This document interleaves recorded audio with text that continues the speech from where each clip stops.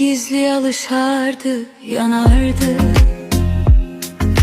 Çiçeklerin rengine boyanardı. Sana göre her yerde kınanardı. Neydi sevgimin günahı söyle. Məhəbbətin yollarında kaldım tek. Söyle hara kaçım, hara gedim tek. Ayrılığa nece üsyan edim tek. Neydi sevgimin günahı söyle. Garip kuşam yuvasından ayrılmış. Arzuları küləklərlə sovrulmuş. Bu həsrətdən, intizardan yorulmuş. Neydi sevgimin günahı söyle. Neydi sevgimin günahı söyle.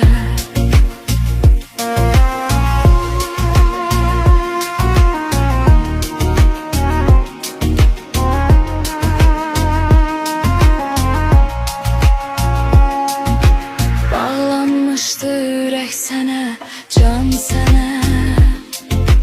Bağlanmışdı ömür sənə, an sənə.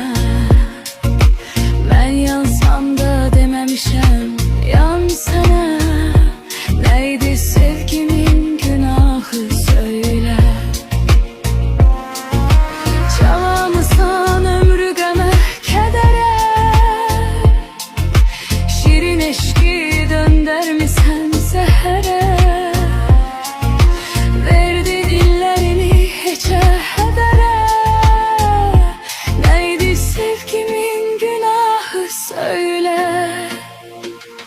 Garip kuşam yuvasından ayrılmış. Arzuları küləklərlə sovrulmuş. Bu həsrətdən, intizardan yorulmuş. Neydi sevgimin günahı söyle.